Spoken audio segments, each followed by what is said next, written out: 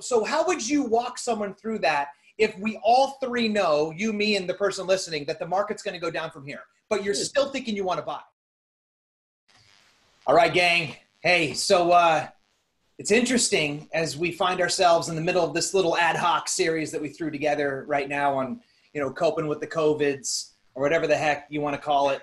We'll go Rocky Bullwinkle, DB. We can just call it whatever we want to call on the fly there. But the reality is that while all that important stuff's going on, big picture, important stuff, 10,000 foot perspective, important stuff. David and I, who I'm about to introduce in a second, we've got buyer clients that were all in, January, February, rocking and rolling, tongue in the mouth, matching the one in the shoe, walking the talk, making offers. And all of a sudden this happened and they're calling us and they're trying to get answers to real tough questions like, hey man, what's the take on this? And it's an interesting thing. It's like, the man who knows something knows that he knows nothing at all, to the power of two combined by, in the land of the blind, the one-eyed man's king. We're supposed to have takes. And I think the most honest thing is it's like, man, hey, we're right here next to you, arm in arm. We got your back, but we're figuring it out too. It's like it's developing so quick in real time, even to the point where governor just made us essential. I don't know, David, what you guys are doing in the great state of Nevada, but, like we couldn't even go out, without fear of reprise there for a little bit, So anyway, point being is, let's say you're a buyer, like how do you manage this whole thing right now? And for God's sakes, this is not a commercial for anybody to try to say, hey, we're hoping to get you as a buyer here. That absolute opposite, right? This is like, hey, we realize that you're still in the game. You want to still be in the game. You're excited about still being in the game. You're hoping that your excitement isn't foolish or foolhardy. Where do I belong in this, right? So it's like the concept of timing comes up, which is why I thought of David. And my man, please, the fans are wrapped around the building right now with, signs chanting your name because you're the biggest deal in the biggest city of Vegas, which is really the West Coast Big Apple. So for those fans that aren't wrapped around the building, who are you? What do you do? And let's get this party started. Jesse, thanks for having me. I'm David Brownell. I'm a real estate broker in Las Vegas. I've been here for 25 years. And I've been fortunate enough Jesse, to collaborate with you and a number of other top minds in our industry and just always have cutting edge thinking and strategies to help our clients always kind of be winners or at least be aware of what's going on so they can make their best decisions. So we've been doing it for a long time and we're excited to be here today.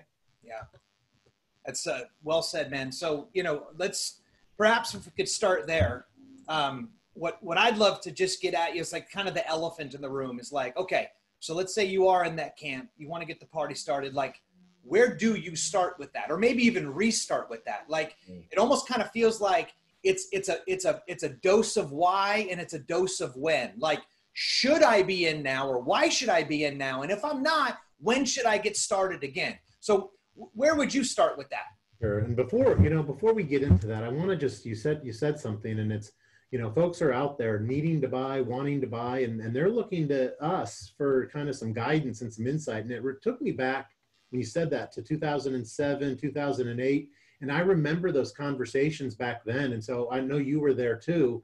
And having weathered that time, which is similar to this, I can tell you brings so much more insight and so much more strength for us and for our clients as we go forward, because we've already been there. But I remember back then not being ready to answer those questions and really feeling uncomfortable that our clients were turning to us to say, what do we do? And we were like, wow, that's a good question. And so we're ready this time. And I think that, as you say, kind of the why and the when are the first real questions. And for some, that is really determined about where they're situated right now. Some have financial insecurity, whether they've been laid off and they can't make that decision just because they don't have the income to get a new mortgage, or maybe they're using down payment resources to get through this time. And so that is going to be one of the variables that is a logistical barrier to entry that first people have to decide or get through or understand where they are before they can then kind of get ready to even make a step. And so there's some fundamental or some core questions that we need to kind of look at with each individual before we give them some next step recipe or plan. Yeah, I love that. That's kind of like we said, that's the elephant in the room, right? Like, do not, start with the first step, this first step closest in. Don't step over anything, right? The first thing in the world is, financial security, or maybe in this case, more poignantly, financial insecurity, perhaps. Like, what's the potential for your job for you continue to be gainfully employed, right? And I even had a situation, you hate sharing these kind of more difficult conversations, but with a buyer who got initially told from their employer that everything was rock solid all in, went out, actually made an offer. We went out, hustled with them. We got the house, right? And that's another thing we're going to get into here about, why they decided to stay in, and actually some of the benefits of staying into the marketplace right now, which I think need to be fleshed out. And we got it. And then immediately the next morning after celebrating, he got the unfortunate reversal where the job's like, yeah, dude, sorry, actually, we're furloughing. Right. And so it's like, it's coming in quick, it's coming in hot. So job security, but to the best of your ability right now. Yeah. I mean, that's right? That's a question that we had some folks that wanted to buy last week. And one of the questions that we've never been asked before is, tell us a little bit about their job, they're employed, what kind of work are they in?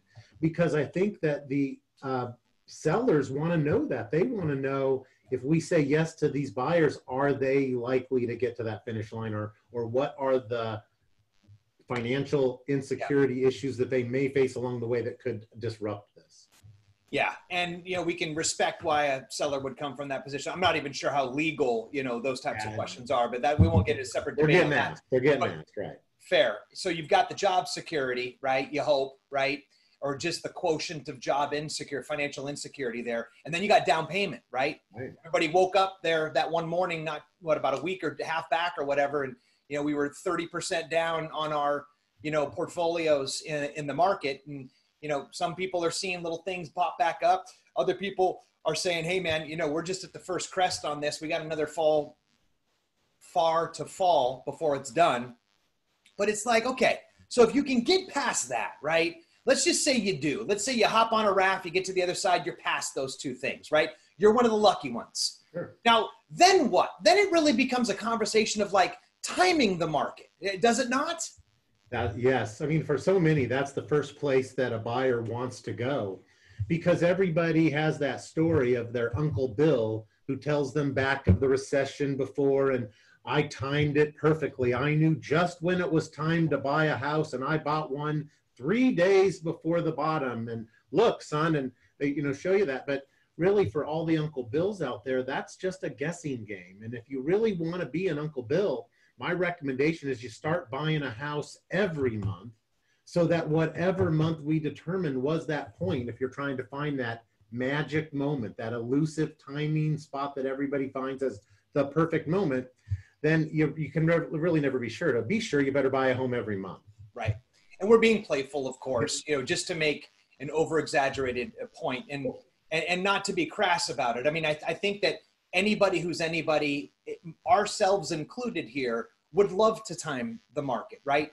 And what we also know, because we've been doing this for 2 decades, is that history proves it's almost impossible in the real estate capacity. Like you can sometimes get lucky, blink twice, you click your heels like on a stock, if you're using the arrows program and crap like this, right? But it's like real estate, at best, you're working off of a 30 to 90 day laggard of real-time data, right? So it's like, even if you timed it perfectly, you're still timing is on the, it's predicated on old data, right? So then what's the next best thing, right? And I got to believe that, if you're a rational person right now, that the market's probably going to adjust as a result of this, right? Like it only makes sense, especially because we were up off the tippy tip of the top there before the whole thing happened. It was almost just like something had to give anyway. This just happened to be it, right? So we can believe that's going to be the case. So then why would you, right? And I got to believe the conversation has to shift quickly to what are the fundamentals of the market, number one, and then as a vis-a-vis, like what are your own internal fundamentals as it sort of communicates with the larger whole? Like, let's say worst case scenario. Now, one of the things I love about you, David, is anytime we jam, you always love breaking out the calculamadora and like crunching numbers and stuff, right? So I'm not going to put you to the task, but you probably, this will be a volleyball lob for you because this is easy math. Like, let's just play it out. Let's say the market does go down, right? Like, okay, well then what? Like, so how would you walk someone through that if we all three know, you, me, and the person listening, that the market's going to go down from here, but you're still thinking you want to buy? Absolutely. And so in Las Vegas, we would talk about a median home price around $300,000 to $320,000. But I'm going to guess in your market, it's probably close to double that. Maybe what, 500 to 600 is a fair. Is that a fair market for some medians between up 5, 6 there. Yep. And so imagine that. Let's say that home prices, the median price today is just 500,000 for an easy number, and we could go out and get an interest rate at 3.5 to 3.75. We'll say 3.6, 3.625%. And so if we went out and did that today, and we put 10% down, we'll use as just a fair, reasonable amount. Our payment would be around $2,050, $2,060 a month for the principal and interest. If those same house prices went down, Jesse, 10%, and that same house under that same interest rate was $450,000, not $500,000, our house payment only adjusts down a little over $100, maybe $150 a month. And so at some point, there's so many more variables. If we're trying to find that spot, are we really trying to find the low spot, or are we trying to find a comfortable price that allows us to have shelter as an expense to get on with our life? And that's the big question, is there's not a lot of change in the monthly payment for the kinds of adjustments we're talking about in the real estate prices, given how low interest rates are.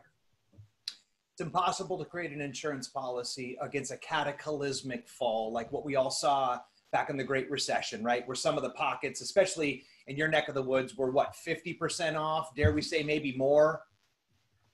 Sure. I mean, and if that's the direction, how do we create some safe zone there? That's tough territory, because it's very difficult in housing, which is not stocks. You can buy in, you can get out, you can cost, or you can average your cost by when it goes down, buy more so that you're in a better position when it goes up. We all don't have that luxury in real estate. We can't go out 3 months after we bought this home and say, oh, we'll just buy another one because homes have gone down 10 or 15%. So we don't have that luxury like we have in stock market purchases or in market investments of that when we talk about real estate.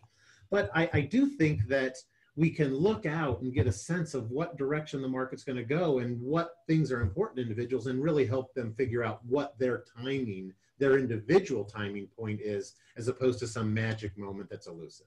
Yeah, and I think that we were onto something there. I don't want to lose sight of that. It's like you're building the case for the three of us in this proverbial room are all in agreement that it's going to go down. We don't know how much it's going to assuage. Let's just all comfortably submit right now and give into the fact that it will. So I love your 10% threshold, whatever, okay? So let's say that's the case. The vis-a-vis of, you're always shopping for front doors myopically, like irrespective of the grand scope of the market that's occurring out there and the nuance and the timing of where you are in the whole thing. You're always shopping for front doors. Mm-hmm. But what you're really buying is a mortgage payment. Sure. Right? So if that's the case, you're like, okay, well, hold on. Well, if there was ever a case for buy low, sell high, you want to lock that in while the thing's at its very, very lowest and then ride it back up. Of course, that's the case, right? So really then, if there's a case for right now, if you still believe that there is going to be further to fall, which is debatable all by itself, we're not going to get into that rabbit hole. It really becomes a conversation of the rates, does it not? All the time. I mean, if the rates, for example, in that same scenario we described, if rates went up 0.5%, well, prices went down 50%, we're only talking about $50 to $70 a month over the course of the year, $600 to $800. My goodness, the benefits of homeownership from an economic standpoint, from the tax benefits, as an interest deduction against your income, the pay down on your principal, which happens every month, even if it's only a small amount for the first few years, and any potential future growth or the opportunity to be in ownership versus paying a landlord and paying down their mortgage, those things may very quickly trump that $50 to $100 a month that we're trying to save by waiting for prices to come down. Yeah, and I think that, so, for me, as I try to imagine myself, I always put my advice, I try to cobble it together as my own perspective. It's like I can't give away something I don't already have, right? So if I'm not in the market, I'm not going to represent someone else to be in the market, right? So I think where the conversation lives on that is it's got to be one of timing. But the irony and the twist is that while we're talking about timing the market, I think what the timing really is about here is about timing the interest rate market, right? Because it's like we went down to that unbelievable record low crazy sauce, but it happened for like 6 hours. And then everybody with a mortgage in Western Hemisphere tried to get a refinance, and the whole thing exploded. So we're sitting in this weird purgatory where it's like, hey, didn't I just hear the news say that the rates were at all-time lows? And then you call your mortgage broker and they're not at all-time lows anymore. Like, what's that going on? Carry the 2, divide by 4. So it's like, as all that stuff is a moving thing, the more volatile, the more crazy, the more of a chance it is to be able to have it go back down again, right? And there's a lot of headwind that it'll probably go down, at least in the near term anyway, with some of the news we're getting right now, more than it would jack all the way up, right? So it went down, it jacked up, and it kind of feels like it's going to find its level and kind of massage. So it's like, man, if that's the case, and we just got done talking about how it's impossible to time prices. So if you've made the decision that you're still in the market, what it's really about is a payment. It's really like, man, can you stay vigilant on the front lines, still be active, still be out there? And then if you happen to find that right home, when the rate comes back down, hallelujah. Sure.